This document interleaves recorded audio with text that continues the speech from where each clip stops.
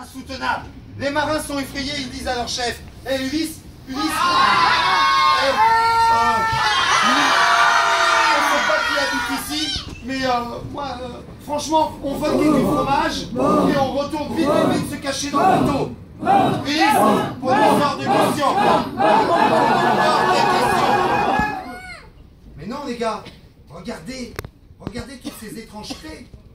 L'habitant de ces lieux doit être, ma foi, fort différent de nous. J'ai envie de savoir à quoi il ressemble, j'ai envie de savoir qui vit ici.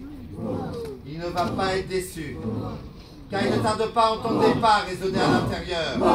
Et brusquement, il va franchir l'entrée de la grotte.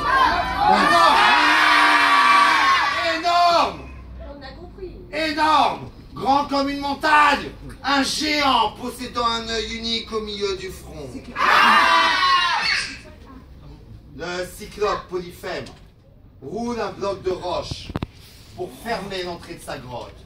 Un bloc de roche tellement gros qu'on aurait beau y attacher 8 chevaux, il ne serait pas capable de le déplacer du moindre petit millimètre. Pour le cyclope, c'est une vulgaire porte. Et c'est là qu'il aperçoit ces petits trutous, ces marins grecs.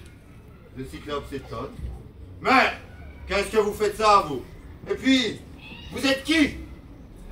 Ulysse était le roi des marins. Ulysse avait compris que des fois dans la vie, c'est pas la meilleure solution de dire toute sa vérité. Il répond au cyclope. Nous, on est des naufragés. On a perdu notre bateau, on est naufragés sur ton île, et au nom de Zeus le Très-Haut, on t'implore de nous offrir l'hospitalité. Au nom de Zeus, offre-nous l'hospitalité. Au nom de Zeus? Et qu'est-ce que j'en ai à faire, moi, de ces fainéants de Dieu qui se prélassent sur le Rhin? Vous voulez mon hospitalité? Je vais vous l'offrir.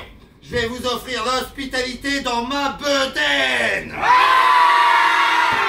À ce moment, le cyclope attrape 2 marins, leur casse la tête contre les rochers et les dévore goulûment.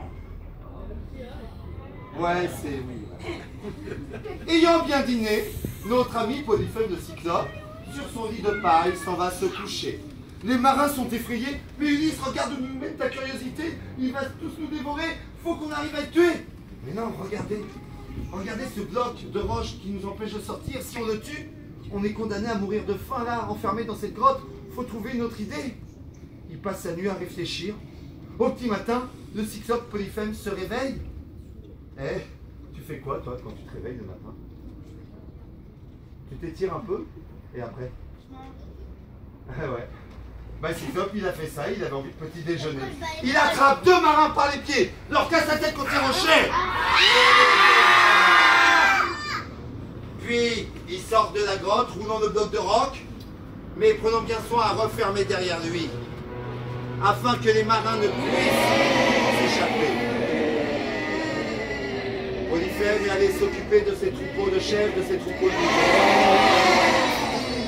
Pendant ce temps, Ulysse a une idée. Ils ont vu un énorme morceau de bois, un pieu en bois d'olivier. Ulysse et ses marins le taillent en pointe, font chauffer la pointe dans le feu, parce que tu sais, si tu veux rendre du bois dur comme l'acier, le meilleur moyen c'est de chauffer dans le feu. Ils chauffent cette pointe dans le feu et cachent le pieu d'olivier sous un tas de paille. Le soir venu, quand le cyclope Polyphème rentre chez lui, il roule le bloc de roc. Il rentre, ce coup-ci, il fait rentrer son troupeau, ses chèvres, ses moutons, ses béliers, et referme le bloc de roc derrière lui. À ce moment, il y a une petite discussion entre Ulysse et le cyclope. Ulysse avait avec lui un vin. Un vin tellement bon que ce vin-là, on n'avait pas besoin de couper avec de l'eau pour le boire. Un vin très bon et très fort. Il en donne à goûter à Polyphème. Polyphème, il n'avait jamais goûté quelque chose comme ça. Polyphème, il vit sur une île où c'est la terre sauvage, il n'y a pas de culture. Il n'est pas comme les Grecs qui sont mangeurs de pain, buveurs de vin. Lui, il boit l'eau des sources, le lait de ses chèvres. Quand il goûte ça, il est charmé. Il dit à Ulysse, « Hé, toi, si tu me donnes encore de ta boisson, moi aussi je te ferai un cadeau. » Un cadeau? Vous imaginez que c'est quoi le cadeau qu'il va lui faire? La liberté, c'est ce qui se dit, Ulysse. Aussitôt, il donne tout ce qui lui reste devant au cyclope. Le cyclope boit tout ça.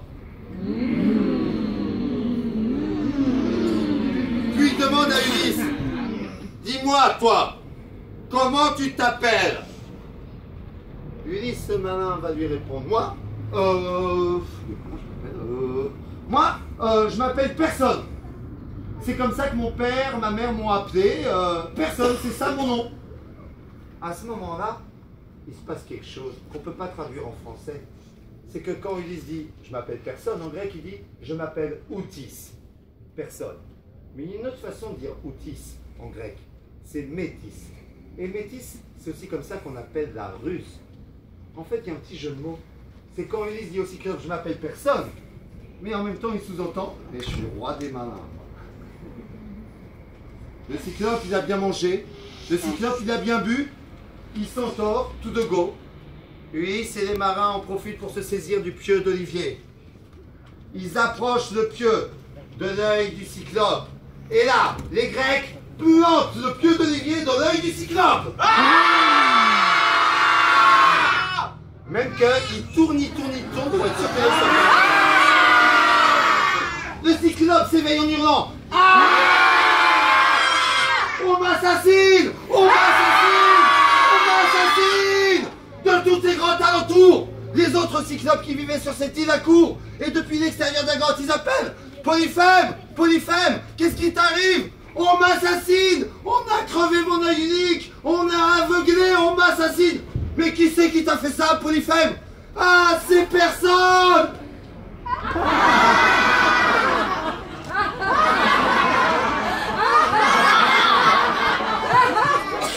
Ainsi réagirent les cyclopes voisins qui s'en allèrent retourner se coucher.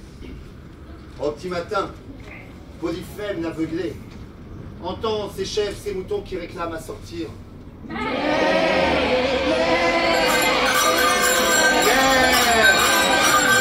hors de question de laisser ce maudit marin grec s'échapper. Il rouille son bloc de roc et se met devant l'entrée de la porte, s'arrangeant de ses mains pour contrôler que seuls les moutons et les chèvres parviennent à sortir. Mais ça, Ulysse, ce roi des malins, il y avait songé. Il avait attaché ses moutons 3 par 3, et sous le ventre des moutons avait attaché 2 marins. 3 moutons, 2 marins, 3 moutons, 2 marins. Ainsi, quand Polyphème le Cyclope croit que seuls les moutons sortent, cachés sous leur ventre, s'échappent les marins. Ulysse, lui,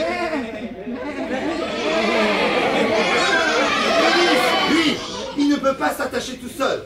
Il s'accroche sous le ventre du plus gros des béliers.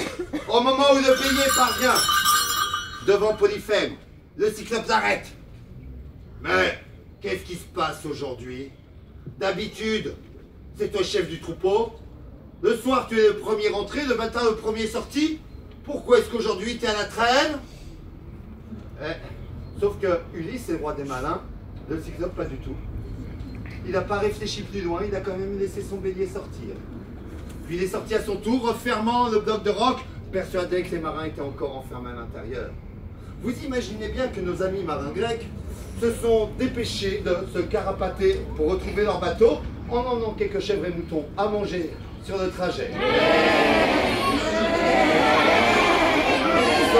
Sauf que, Ulysse est le roi des malins.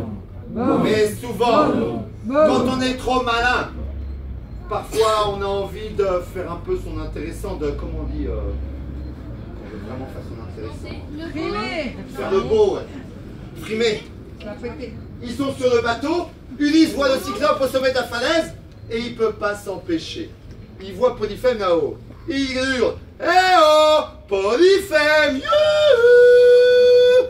Le Cyclope comprend que ce maudit personne n'a réussi à s'échapper. Il prend un bloc de roche, le jette à travers les airs. Traverse les airs et vient s'écraser juste devant nous, créant une énorme vague, repoussant les Grecs vers le rivage.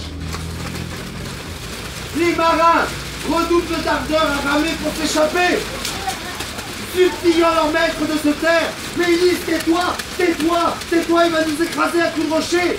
Mais Ulysse, c'est plus fort que lui, vous le comprendrez bien. Il ne peut pas s'empêcher de faire le beau, de frimer. Il regarde Polyphème, il fait « Oh, Polyphème, si tu veux veux savoir qui t'a mis dans cet état lamentable, qui a crevé ton œil unique, sache que c'est Ulysse, le fils de Naël.